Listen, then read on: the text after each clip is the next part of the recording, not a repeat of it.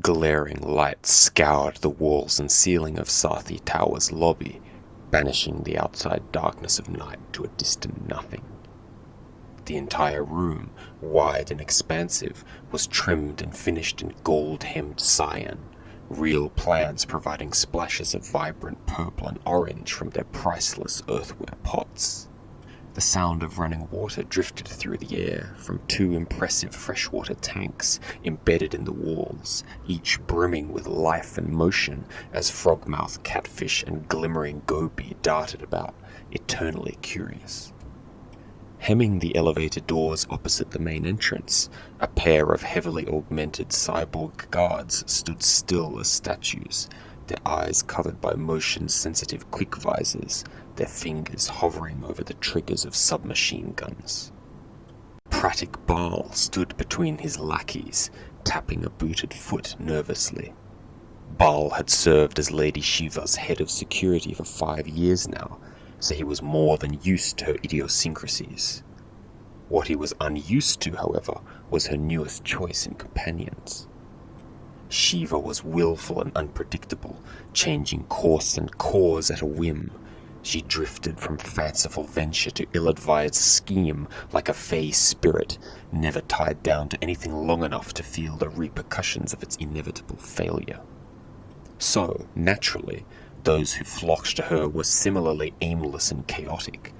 Artists, corpo trust funders, visionaries, grifters. Back in the SAC, Pratik had been required to forcefully evict his share of drunken revellers, overly amorous admirers, and spurned business partners. Being Shiva's muscle was his primary purpose, and he took pride in keeping the filth of the streets away from her elegant heels. But now he was forced to stand by while heavily armed thugs tracked filth onto the spotless elevator floor, sneering and swigging from bottles of heart-brewed booze, their clothes reeking of stim pump. The security chief swore under his breath, promising pain and suffering upon a certain young Sherpa, a zealot with wild eyes and unkempt hair. The lout had deliberately trodden upon Baal's boot as he strode past, smiling at the Sarthi agent's snarl of helpless rage. Fucking animals. Street scum! Pratik glanced at the elevator's floor display, unchanged. It still sat where it had for the last 10 minutes, at the top floor, Shiva's penthouse and outdoor lounge. Pratik! His device buzzed to life, Radha Matai's voice on the other end gruff and tinged with worry. Baal pressed a finger to his temple out of habit, replying instantly. They're still here, sir, on the top floor. My car has almost arrived. Lock down the elevators. On it! An automated voice in Pratik's ear announced the arrival of a Sarthi cruiser on the penthouse landing pad. The security chief used his device to authorize docking before disabling the elevators, as instructed. Shiva would be able to activate them again, but that was not the point. Radha was about to make a demonstration to the Sherpas, and Baal wasn't going to miss it for the world. Watch the doors. I've got to see this, he commanded his 2 cyborgs, moving off towards the security office. If he couldn't be there in person, the cam feeds would have to suffice. High above the hum and bustle of the night streets, Radha stepped out of his luxurious private autocar, dress shoes clicking against the concrete of the penthouse landing pad. In the cold and quiet of such a high vantage, one could find the beginnings of silence, though even here the sounds of distant engines and boosters could still be heard above the wind. The Indian corpocrat adjusted his tie, sucking air between his teeth as he approached the transparent doors that led into Shiva's den. He could already hear music from within, his boss seemingly unable to exist without a constant barrage of newfangled sound assaulting her senses. Radha heaved open the doors, palms sweaty against the cool glass. Shiva! His voice carried no pretense of civility, anger rising in his inflection. In the low light of the penthouse foyer, a young Sherpa was waiting, slouched against the wall near the elevator doors. I've seen this little shit before. Beam, I think. At Rada's approach, the young orange-cowled youth hefted his firearm, a hostile scowl flitting across his features. Where is she? The Sathi corpocrat barked. The gangster tilted his head towards the penthouse proper before spitting onto the smooth marble tiles. Rada ignored the provocation, marching past Beam, the sound of discordant music swelling as he pressed deeper into Shiva's home away from home. The Sathi heiress's voice could be heard now, her laughter cutting through the deafening pulses of music from the wall-mounted speakers. He said what? I did not promise him anything of the sort. He's a naughty little doggy begging for more scraps. Shiva, light and playful. Scraps to you, but not to us. Raja doesn't play games, Lady Saraf. A man's voice, deep and serious. Sri Lankan. Rada recognized it immediately. Rahul, Raja's second in command.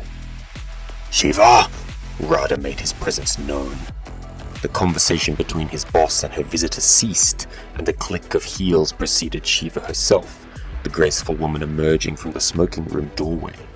Long, silky hair cascaded down her shoulders, her slender frame hugged tightly by an exquisite and expensive nightgown.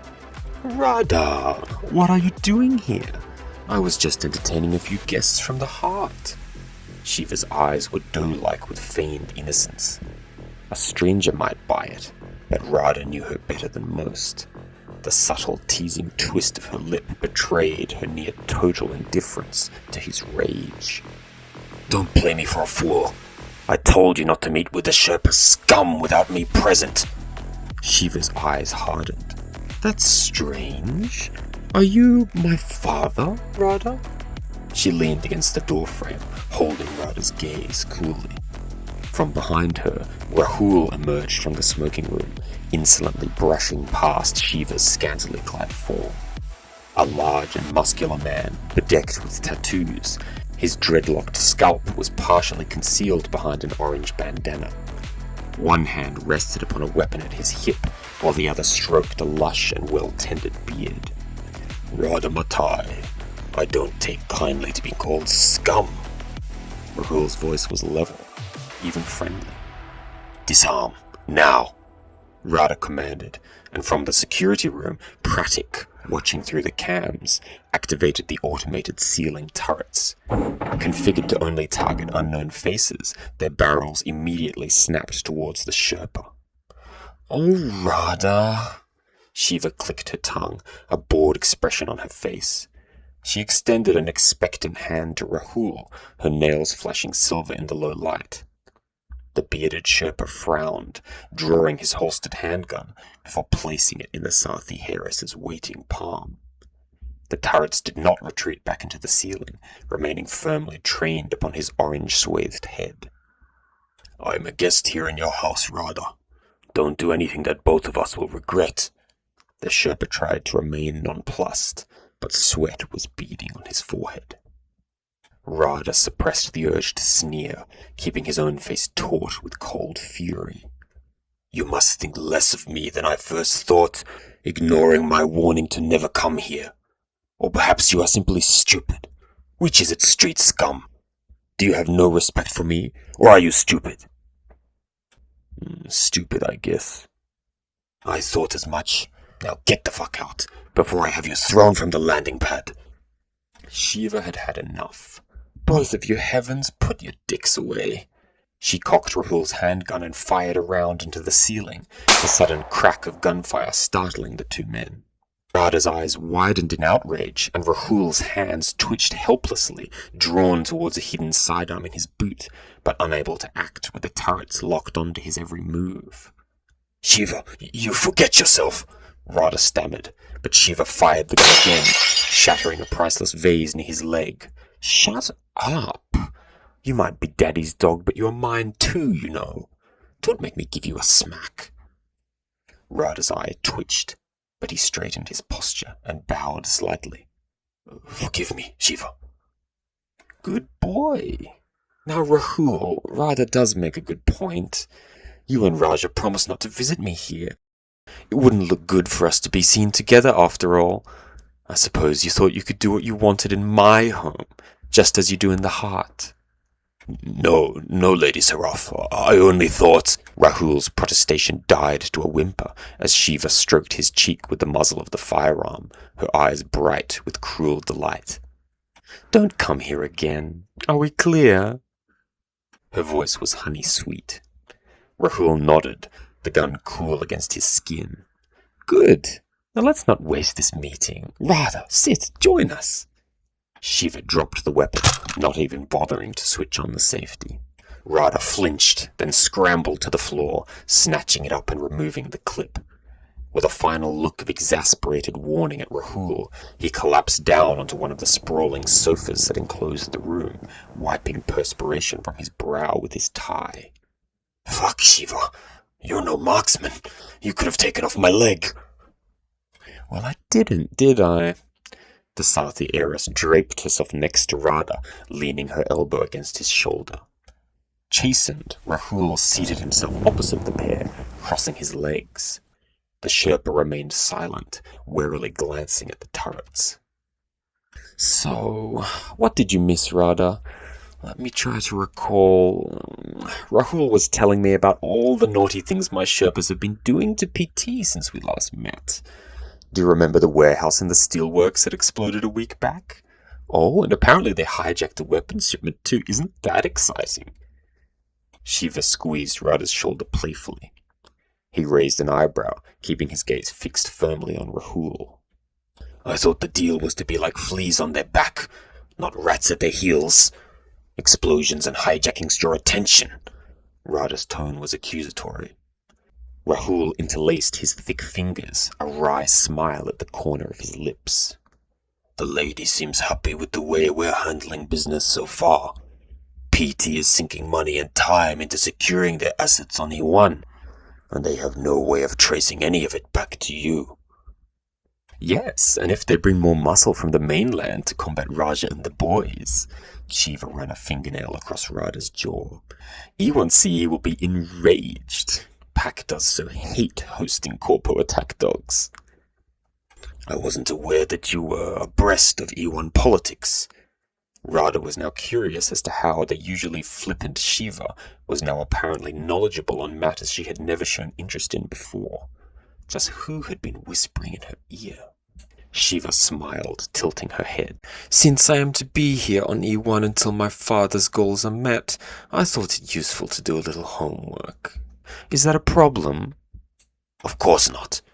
Radha decided to humor her and delve a little deeper into her schemes at the same time. Pretending to lower his guard, he reclined back slightly onto a cushion. You seem confident that PT won't bring down the wrath of God upon Raja's pawns. If the Chinese do manage to reinforce their military presence on E1, under a pretense of meeting the Sherpa's provocations, it could put us into a worse position than before. Shiva and Rahul shared a knowing look at his words, and Radha's hackles raised immediately. PT has limited power here. They cannot act in the open. The Sherpa spoke up now. Peck was smart to allow each of the big four to have equal-sized bites of the pie. No one corporation can be seen to be receiving preferential treatment for fear of the other three pulling out their investments. Not to mention the gangs won't just allow PT to expand into their territories. Shiva now, pulling a vape pump from deep between the couch cushions. She allowed the device a few moments to heat up before sucking from it and blowing out a dense cloud of sweet-smelling smoke. I've been reading into our lovely chief executive Pack. Vapor swirled and danced between the Sathi heiress's fingers as she settled into a chemical euphoria. Her voice, now raspy and low, continued. Pack and her predecessor, they wanted E1 to be too risky to seize and too valuable to lose access to. She won't bow to the Chinese, as that sets the stage for the other three to unite and use combined leverage. It's so much better for her when all four of the big four are fighting each other and not focused on the platform itself. True, But for the very same reason, we must act carefully also. Rada leaned forward. Pac won't meddle too deeply in our affairs, that much is true. But she will mobilize platform security if the Chinese bark loud enough. These Sherpa dogs need to be kept on a tight leash. So what if she does call in the badges? Platform security stays out of the heart. Rahul was confident. They'll make a few raids, cuff a few unlucky goons. All symbolic, ineffectual. E1 is addicted to cheap, undocumented labor, and we Sherpas control the source. Crushing us would cripple the city. Rada raised an eyebrow. So that was their play. They aimed to become indispensable, both to Sathi and to E1CE. But there was more to it. The Sherpas were actively antagonizing PT, something that threatened their very ability to grow and survive. Why? All right then. Say that that's true. Say you're safe in the heart, and that E1 needs you too badly to put you down. Why do you Sherpas need Sathi then? Apparently you have everything all figured out by yourselves. Rada tightened the pressure on the gangster, watching his reactions carefully. Rahul shifted slightly, his features drawn and controlled. My people don't want to be here, Corpocrat. The first Sherpa on E1 was no Sherpa at all, simply a refugee from a state that no longer welcomed him. We want to return home. But while the SAC retains power over Sri Lanka and PT holds Bangladesh, we are stateless, exiles.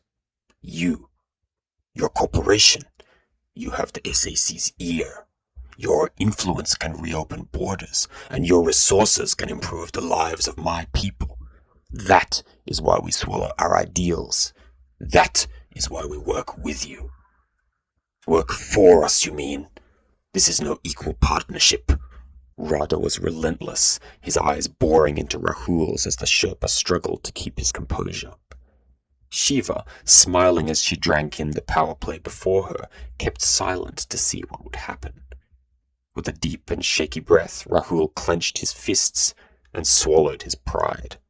Yes, work for you. For now, at least. Rada ended the exchange, reclining once more, his eyes on Shiva's. She giggled, clapping her hands together in glee. I knew you two would become fast friends. If we are to be bedfellows, I need to know what the two of you have planned. Your schemes do not end at simply blowing up a few warehouses and stealing PT scraps, do they? Rada stated the question that he had been building up to all along, recognizing that the time was right. Shiva bit her bottom lip, her eyes thinning deviously. Oh, Rada, you'll just love what we have brewing in the steelworks. She extended a hand towards Rahul, who obediently paced over and handed her a tablet. Shiva powered on the screen, revealing the schematics of a cybernetic device. Rada's eyes widened in horror as he drank in the acid-green watermark that overlaid the entire document. PT Cybernetics. His pupils raced across the system's specs, diagrams, features, each and every word raising trepidation within him like bile within the gut. We shouldn't have this. Do we have this? Oh yes, we have the prototype, courtesy of that smoking cargo freighter to the west. Shiva's eyes were cold as ice. Rada shivered. Destroy it.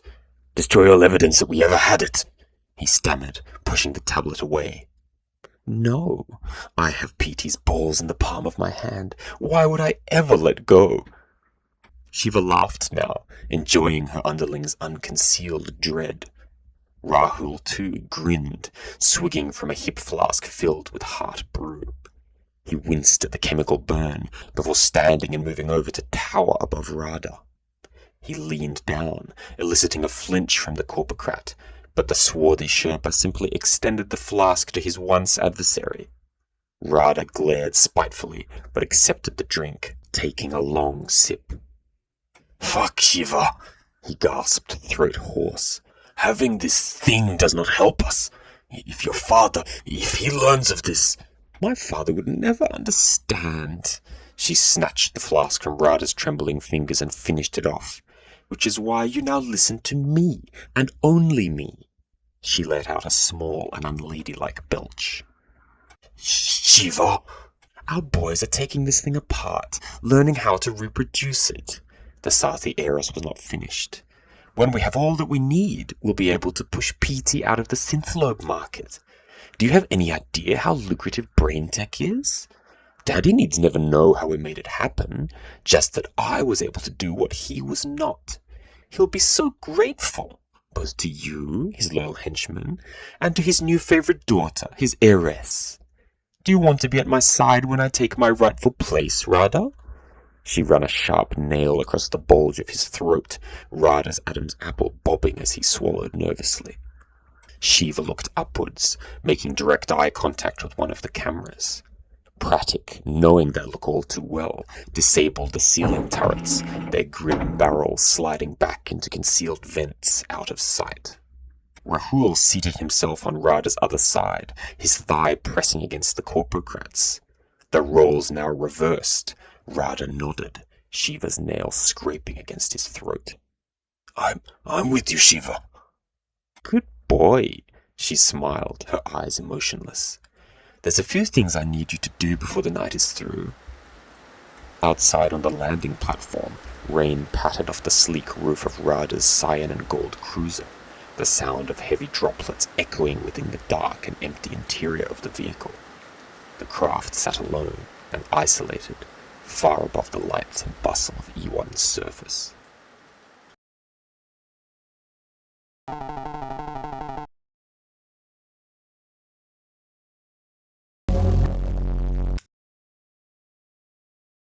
Orange and gold reflected off Brass's eyelids as he strolled wide-eyed through a wedding procession. There was drizzle in the air, but the mood was overblown and joyous, South Asian revelers laughing and spinning in dazzling gowns. Darting aside to avoid being crushed, the chemist stared as an elephant rumbled past, gaudy synthetic skin completely concealing the robotic musculature within. Atop the contraption sat a bride and groom, beaming down at the gathered well-wishers and gawkers alike. When setting forth from E1CE HQ in the morning, Brass had never anticipated being part of such a spectacle. He had simply wanted to see as much as he could of the fusion district before the dreaded roll call with Sergeant Azul. "Look at me now, Pa," he muttered to himself, lightly jostled by the milling crowd pressing in on all sides. The procession moved on, Brass's last sight of the towering elephant construct being a Sathi group insignia stamped across its rump. His stomach gurgled unpleasantly.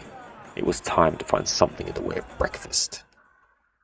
At a continental-styled cafe on a side street near Berwick Campus North Station, Brass sat down at an outside table, the weather mild and cool. The cafe was half full, students and E1CE desk workers relaxedly sipping at hot drinks while scanning their devices. Brass checked his own. Cloudy, cloudy, rain, cloudy, heavy rain. Just like home. A robotic server trundled to his table, a steaming cup of coffee and a slice of banana bread perched atop a steel tray. "Thank you." Brass nodded at the machine, and a cartoonish smile beamed back at him from the face screen.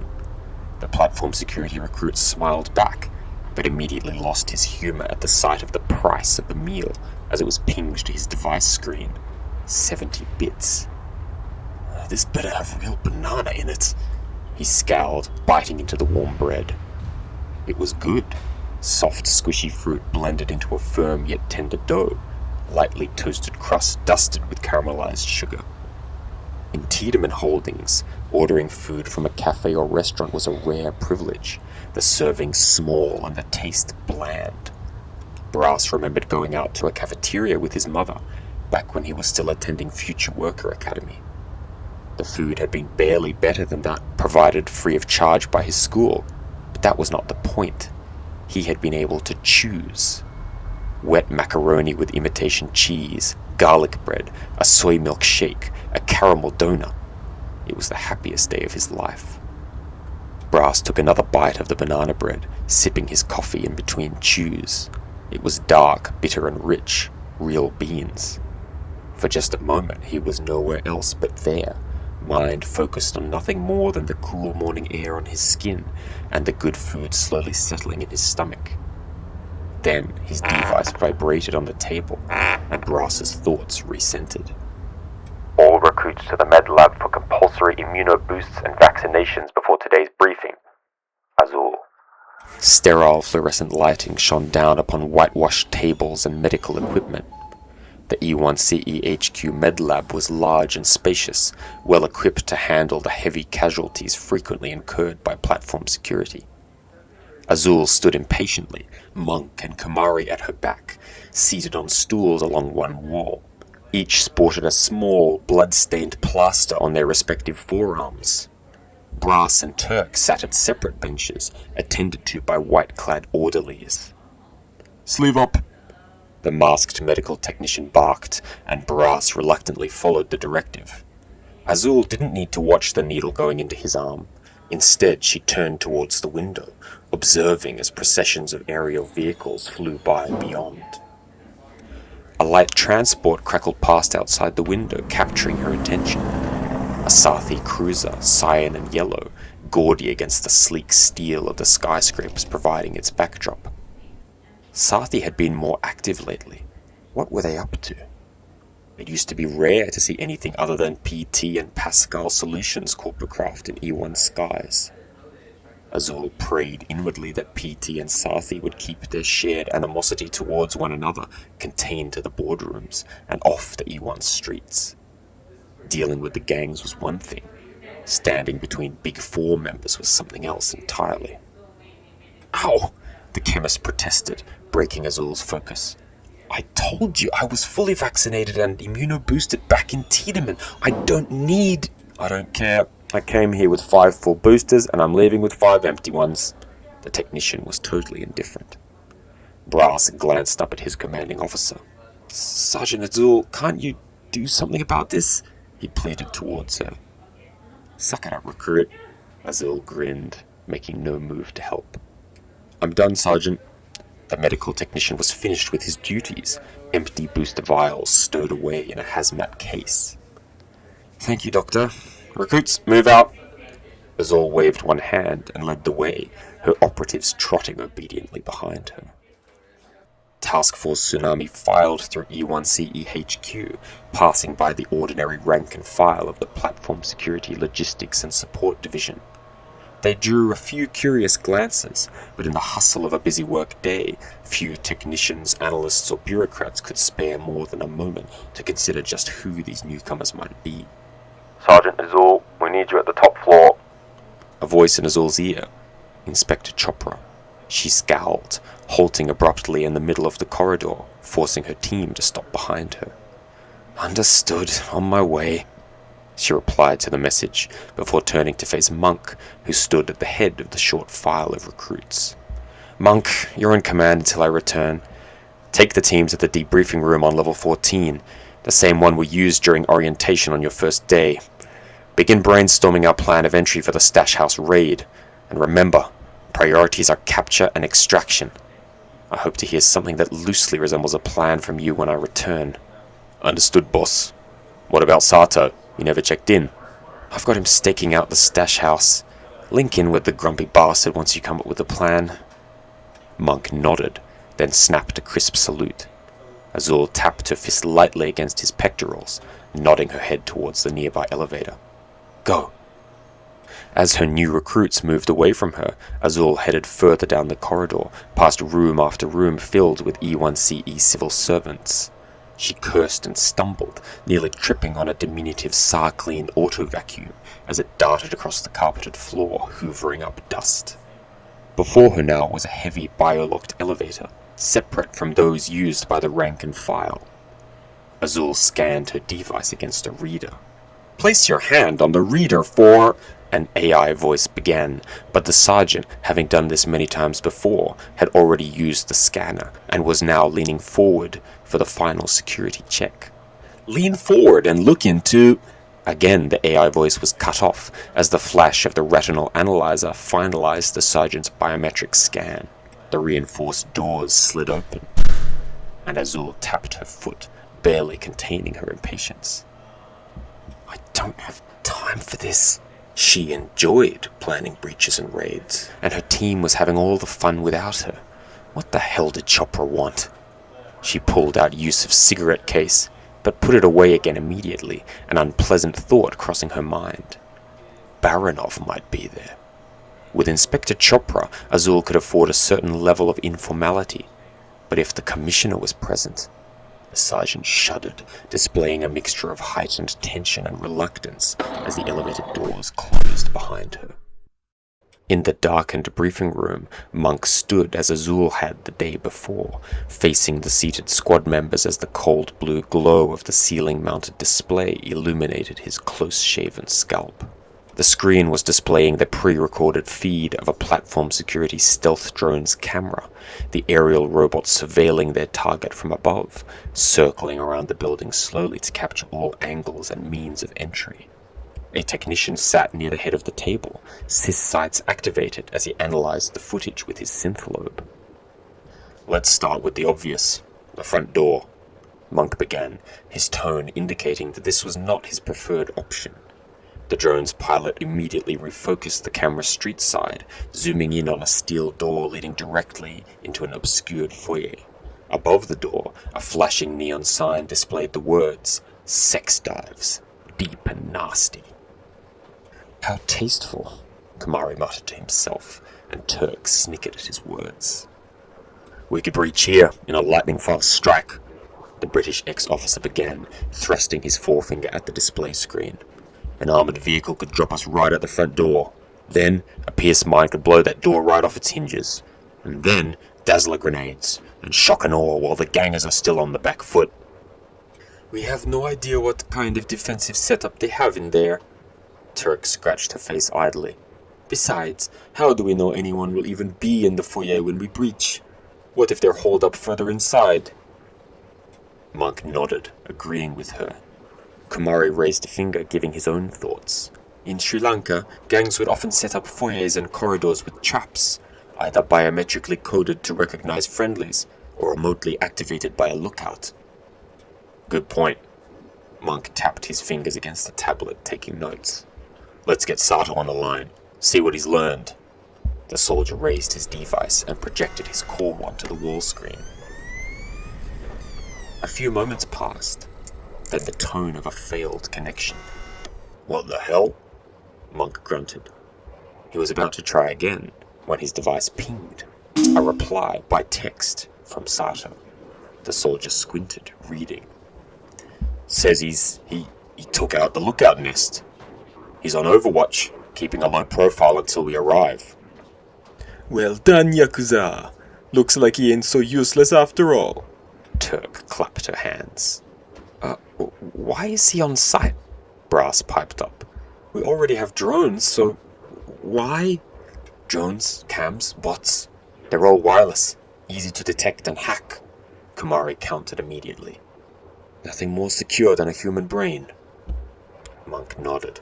Yep, a dedicated lookout with a synthlobe is more reliable, he explained, his tone neutral and collected. We would always have a synther with ocular implants take the high ground during counter-ops missions. They're demons with a rifle and synth sights. Turk grinned and cracked her knuckles.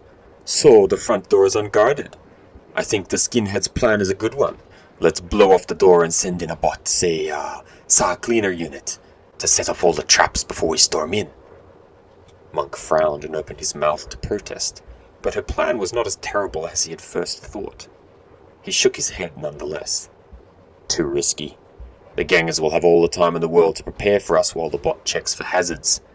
That's if it even sets off their traps at all. Aren't we ignoring the obvious? Kumari stated. Are you going to tell us what the obvious is? Turk folded her tattooed arms in front of her chest. Kumari did not reply, merely pointing at the drone's feed. Brass followed the line of his finger. The Sri Lankan was pointing at the neon sign above the door. Sex dives. What was he trying to say? The chemist slapped his forehead. Why didn't I think of that? Spit it out! Turk was in no mood for suspense. It's an adult dive store. A store! Brass said excitedly. Stores have customers. So what? One of us could pose as a customer. Isn't that the best way to get inside and scope out the layout? Kumari nodded at Brass's words, as if it had been obvious all along. Monk inhaled deeply, considering the idea. It's not a bad plan. Do any of you have eye implants? He leaned against the table, waiting for a reply. With some reluctance, Kumari raised his hand. I've never been in a store of this nature. I fear I may not blend in. You will, trust me. Turk bit her tongue cheekily, staring at Kumari until he looked away, flustered. Monk tapped his knuckles against the table with one hand to re-establish order, before crossing his arms in a businesslike fashion. With Kumari's eye implants, we can capture and record what he sees. Valuable intel. The issue is how to get the man inside without raising any alarms. Pull up what we have of people entering and exiting the premises. There might be a secret door knock, or a code. The techie who had been previously operating the stealth drone nodded, and began filtering through the collected video surveillance. I don't like this plan. Kumari wrung his hands together, a woeful expression on his face. Turk chortled sadistically at his displeasure. Shut it, Turk, Monk snarled, before offering assurance to the doubtful Sri Lankan. We don't need heroics. Just in, look around, buy something, and out. The soldier tried to project confidence, but Kumari's drooping shoulders indicated that he was deeply conflicted. The low hum of the air purifier filled the room as the squad waited for the techie to complete his task. I have 5 instances of non-Sherpa affiliates entering the premises. The man powered down his interfacer, his face visible for the first time as the screen became transparent.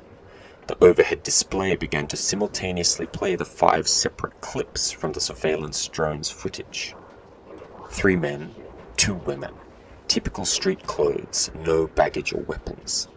Each stopped at the door, swiped their device against a panel, and then was admitted inside. And each emerged no more than a few minutes later, carrying nothing of note. They were only inside for a short while, barely long enough to transfer a dive between 2 devices, Brass mused. But sex dives are free, and easy to find if you know where to look on the dark web. Why go all the way to this weird and dangerous place just to pick one up? Why are we talking about sex vids?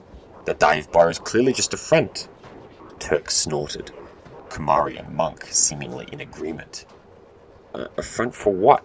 You think they're dealing stims from there? Brass raised an eyebrow. It wouldn't be much of a stretch. But that defeats the whole purpose of having the store as a cover for the stash house, right? Dealing drugs from there only increases the risk and the likelihood of a visit from platform security. Kumari stared intently at the screen, seeing logic in the chemist's argument. Maybe they are doing it without Raj's permission. A little extra cash on the side, selling whatever won't be noticed missing. Possible, I suppose. Monk's jaw was set into a hard line. The group lapsed into silence, each considering the task ahead. The brief respite was interrupted by the soldier's device buzzing for attention. Monk answered it, his brow lowering as Azul's voice assailed him from the top floor of E1CE HQ. He forwarded her call to the wall screen for the rest of the squad to hear. You'd better have something good for me, she barked, clearly in a foul mood.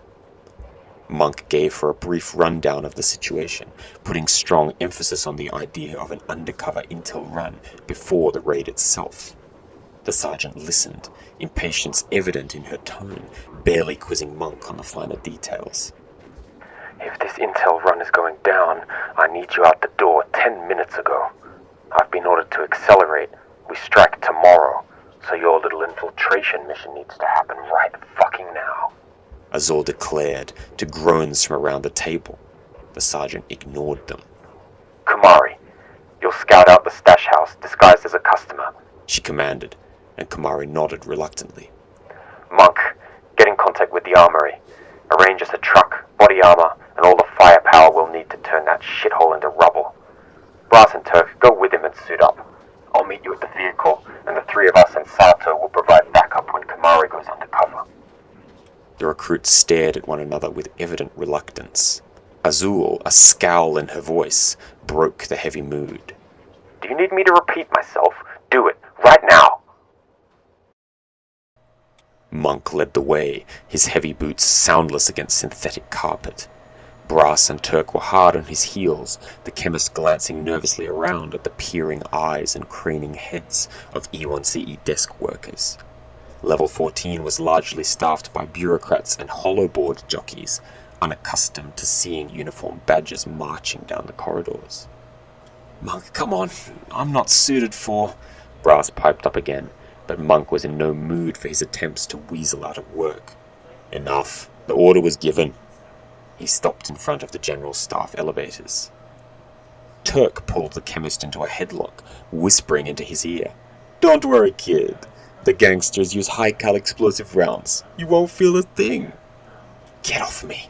He pushed her away, stomach sinking with dread. "Monk, please. You know I'm right. I have zero combat experience. I've never even held a gun before. I'm a liability." He pleaded now, abandoning his pride. "Get someone else, anyone else. Any one of the other badges in this building would be more use than me for this." "Our job is simply to make sure Kamari gets in and out of the stash house." Monk spoke in a measured tone, tapping his foot as he waited for the elevator. "Then why do we need body armor and heavy weapons?" Brass's whining had finally touched a nerve, and Monk's eyes narrowed with annoyance. "You signed a contract. You knew what would be asked of you. Count yourself lucky you won't be the first through the door. Think about how Kamari feels right now before you start bitching to me about how bad your lot is." Brass lowered his eyes at Monk's words, shame on his features, while Turk grinned. "Nice pep talk, big guy," she jabbed snidely, before she too shut her mouth as the ex-soldier's ireful gaze fell upon her. "What is your malfunction, Turk? Are you like this on purpose, or is it just part of your latest firmware update?" "Like what, skinhead? Please tell me just exactly what is wrong with me," the American asked, her face devoid of all earlier humor, eyes wide and feral. Monk knew better than to respond. A dangerous silence settled across the trio as the elevator doors opened before them. Suits and uniforms parted to allow Task Force Tsunami to enter. A floor was selected and they descended, the grim quiet of their unease hemmed in by the wall of E1CE contractors on every side.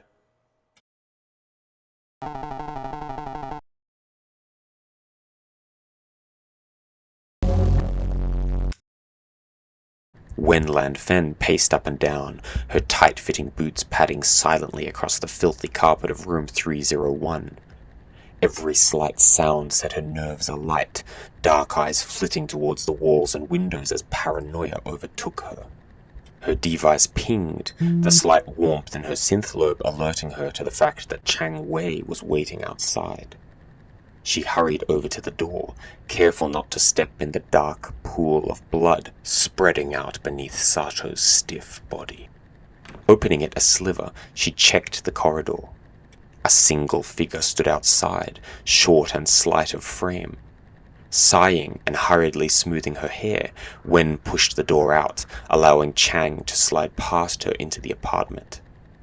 Taking a final worried glance towards the staircase, she slammed and bolted the door behind her. "Where did it happen?" Chang Wei's voice was soft and sinuous, like a feather brushing against dry paper. He was shorter than she was, plain and inoffensive in every way.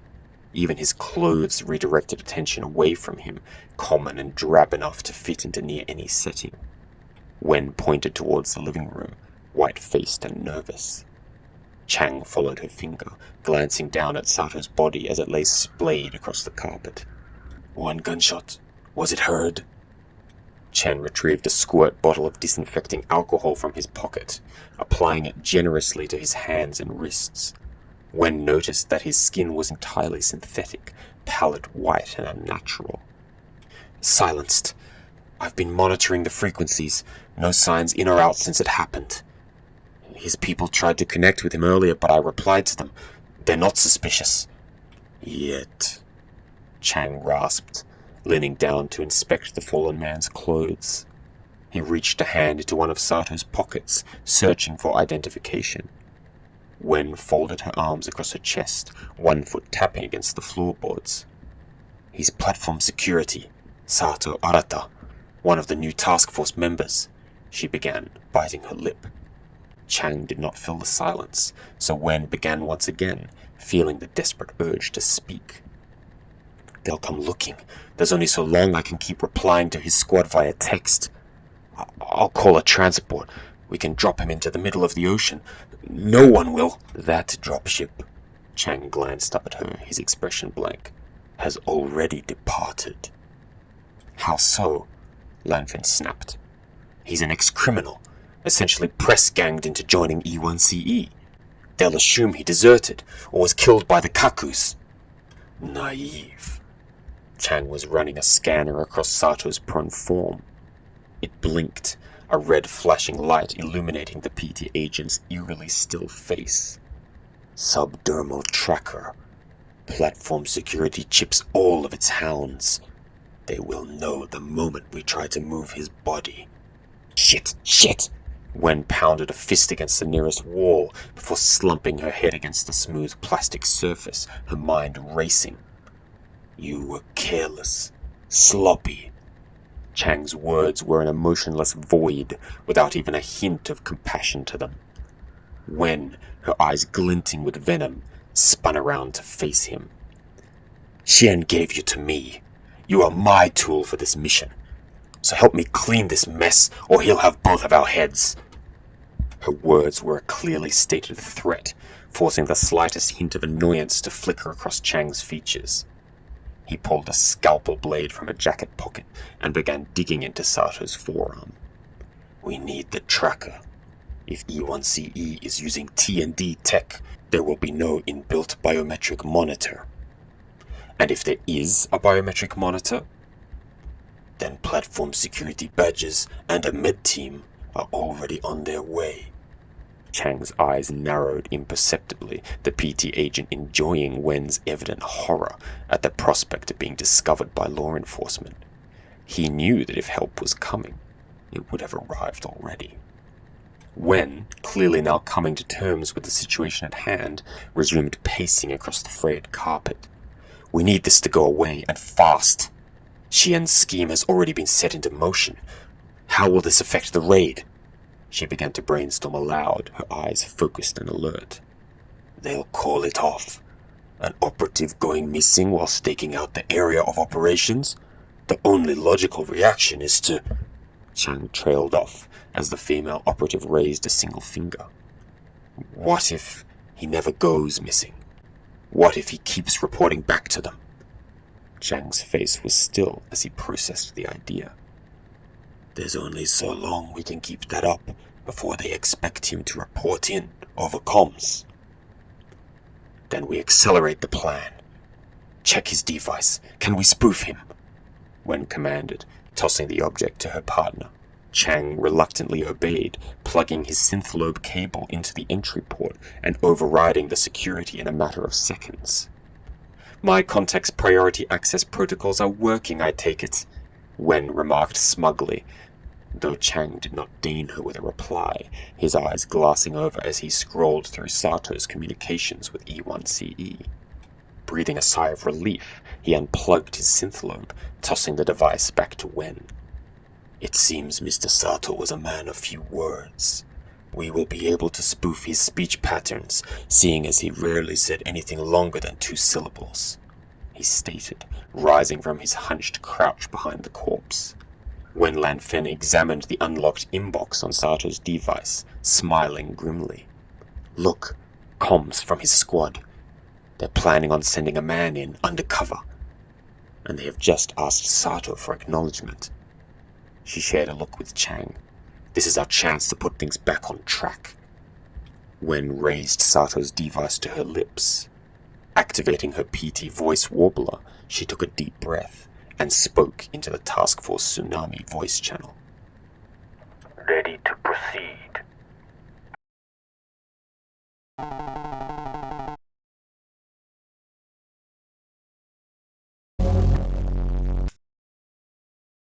Azul's orders. A six-wheeler, a case of Pierce mines, weapons, body armor, a bunch of rifles and handguns. Monk extended his device towards the perturbed master of arms, the panel lights of the requisition room bright and blinding. The trio of badgers stood facing the quartermaster, bulletproof glass muffling the unprepared man's reply. Task Force Tsunami? Never heard of you. He tapped at his tablet, scratching the side of his head. You have the credentials to request the gear, sure, but... And stop giving us the runaround. Every second counts. Monk kept his back straight and eyes forward, though his expression was far from professional. Fine, not my problem anyway. The quartermaster threw up his hands in resignation. He tapped his tablet again, opening a heavily fortified door nearby. Platform security, weapons, munitions, and combat requisitions. Take only what you requested on the form. I'll know if even a single melter grenade goes missing. And for God's sake, keep the six-wheeler out of the heart. That clay dust is hell on the... Monk was already marching inside, Brass and Turk right behind him. The small and confined requisition booth opened out into a vast storage room and garage, packed to the vents with rack upon rack of firearms, ammunition, and other combat gear. I'm in heaven. Someone get me a basket. Turk was starry-eyed, gazing around the room like a little girl in the real fruit aisle of the supermarket. Keep your knickers on. We don't have time to browse. Monk pressed, making his way over to the nearest rack of rifles. Brass, go get us a couple of duffel bags. The chemist nodded, heading towards a set of steel lockers to source them. I say shotguns. We're going to be up close and personal with these fuckers. Turk sidled up beside Monk, who was testing the sight of a standard-issue PT Jinjiaojian assault rifle, commonly known as the JJ-22. I haven't used this model before. The 21s couldn't paint a target unless it had already been shot to pieces by something better put together. But I hear PT hit solid gold with the 22. Monk was distracted, running his hands along the medium-length barrel and rail of the firearm. Turk sneered at him. This is more like it. She pulled a heavy shotgun out of the cabinet. Who cares about painting a target? I prefer liquefying one. Turk, can I count on you to have my back?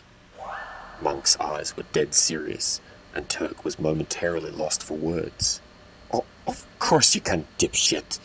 We're on the same side, aren't we? She stammered, her eyes venomous and slightly hurt. You don't act it. Brass is useless. He's never seen combat. It's going to be you and me in there. I need to know that you're solid. I'm solid. I'd be more worried about our little Sergeant Azul. Doesn't this whole thing stink to high heaven? Turk's words caused Monk to blink. The op stinks, yes, but her... I'm not sure yet, he said after a pause. Why the fuck are they sending 5 newbies with no skin in E1 to deal with this? E1CE has 10,000 fucking badges. 10,000! What are we doing here? Turk leaned in close, her voice conspiratorial. It's dirty, I can feel it. We're cleaning up someone else's mess, doing someone else's dirty work. Maybe, but neither you nor I are in any position to say no to the order, are we? Monk's face was a grim monolith, any trace of joviality gone. That's true, Turk grinned. Our only way off this platform is over the side, isn't it, soldier boy? Monk's eye twitched, the spell broken. He rubbed his forehead warily, one eye staring at Turk. Are you going to tell me your story, woman? Brass and Kamari's tales are told, and Sato was easy enough to figure out. But you... The British man's face softened ever so slightly. You figured out the Japanese? Me too. He's clearly Yakuza, or ex-Triad. I saw him in Kaifu after you lightweights went home early the other night. He was dusting up some Shin Senkaku goons. Monk grunted, affirming her theory. He has tattoos that aren't Navy or Corpo tags. That leaves either ex-gangster or a fellow sentimental type. Turk winked, rolling up her sleeves, elaborate tattoos spiraling from wrist to shoulder on both arms. Yep. Monk couldn't help but smile back, and the two stood for a moment, facing each other. Say, we should get a drink after. Soldier's words were cut off as Brass re-emerged, carrying a pair of white-blue duffels. The younger man eyed the two quizzically, confused to see what appeared to be cordiality between them. Choosing not to question the change in circumstances, he shrugged, thrusting the duffels at Monk. The explosives are back over there, and someone's in the six-wheeler, waiting for us. Who? Captain Yusuf? Monk raised an eyebrow, his craggy face hardening again. No, someone new. Monk packed 4 rifles and Turk's shotgun into one of the duffels, along with 6 T&D Schweigen handguns. He extended the other bag towards Turk. Get vests. Brass, with me, he ordered, and the dark-skinned woman snatched the bag with a scowl.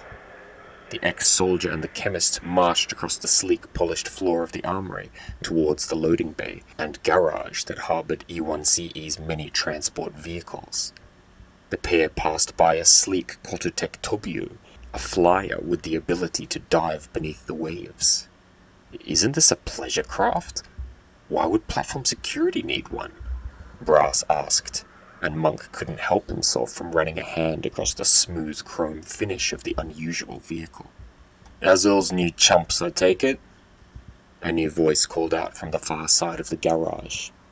Brass, having seen the newcomer before, pointed him out to Monk, whose eyes narrowed. Plain clothes. That means trouble, he growled, loud enough only to be heard by Brass. The man, olive-skinned and sporting a well-manicured beard and moustache, sauntered over, closing the distance with the click of leather soles. Brass could not see the plain-clothed man's eyes behind his dark-tinted glasses. Jed Steelsmith, he proclaimed, offering Monk a hand, his arms tanned and hairy. The short-shaven soldier shook it, but Brass could see that Monk's jaw was clenched and his posture wary. Ensign Robert Monk, we're assigned under Sergeant Azul. Monk's tone was smooth and proper, belying little of what he truly felt. Thought so. I'm Chief Detective here on E1. I run the SID, E1 Special Investigations Division. You can, and should, think of me as your operational superior. Steelsmith's smile was as greasy as his smooth-back hair. Monk saluted at the news, as did Brass. How can we help you, Chief Steelsmith? Monk lowered his salute, looking past the newcomer towards their target destination, the 6-wheeled armored truck. An arrogant upward curve at the corner of the detective's lips suggested that Steelsmith was well aware of how he was delaying the pair from completing their task. Your commanding officer hasn't been keeping me up to date on your squad's briefings. Perhaps you weren't aware of this, but the tip-off that led you to your current target was provided by my department. There was an understanding that we would pool our knowledge, have a future tit-for-tat. My back's feeling mighty itchy. Steelsmith removed his glasses, wiping them with the collar of his buttoned shirt. Brass sighed, already exasperated. That seems like an issue you should bring up with Sergeant Azul, sir. Oh, I mean to. I simply thought that the pair of you might have some insight to share, some knowledge to impress me with. Impressing me comes with benefits. Steelsmith placed his hands on his hips, making no attempt to disguise the underlying implication. Monk, lip curling with distaste, did not take the bait. We have orders to carry out. Talk to Azul. She probably just forgot to include you in the group chat. He smiled politely, eyes cold. That's how it is, huh? Chosen your team already. He held out his hand again, but Monk's arms were crossed at his chest. A pleasure to meet you, Robert Monk. And you too, Liam Brass, was it? Steelsmith retracted his hand and adjusted his glasses, a sneer on his face. He clapped the chemist on the shoulder before striding away back towards the commissary. What the hell was that? Brass began, eyes wide, but Monk raised a finger, warning him to be silent. The soldier pulled out his device and sent a message to the chemist. Did you see what he was doing in the six-wheeler before we arrived? Brass shrugged, opening his mouth to reply, but Monk tapped the messaging device with an irate finger. The chemist extracted his own device, replying in kind. He was sitting in the driver's seat. I think he opened the glove box. I can't be certain.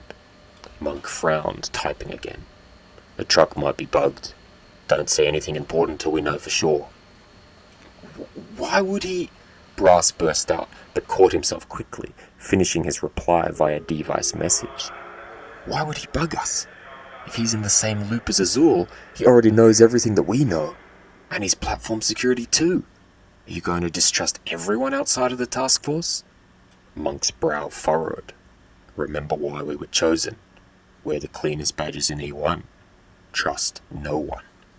The chemist let out a despairing sigh. Monk cleared his throat, stowing his device in his uniform. All right, Brass. Let's throw the equipment in the truck and get rolling. Go find Turk. I'll take a look over the controls before we head out. I've driven a steer before, but I'm a tad rusty. Monk spoke up, his eyes flashing with silent warning. Brass nodded, quickly trotting back towards the armor racks. The truck's engine stuttered to life, settling into a dull electronic hum as its systems came online. Monk, now seated behind the carbon steel steering wheel. He opened the glove compartment with one hand, searching for anything suspicious, but found nothing but clay dust and an empty neurogum wrapper. Scowling, he pulled out his device and connected with Azul. Sergeant, we're ready.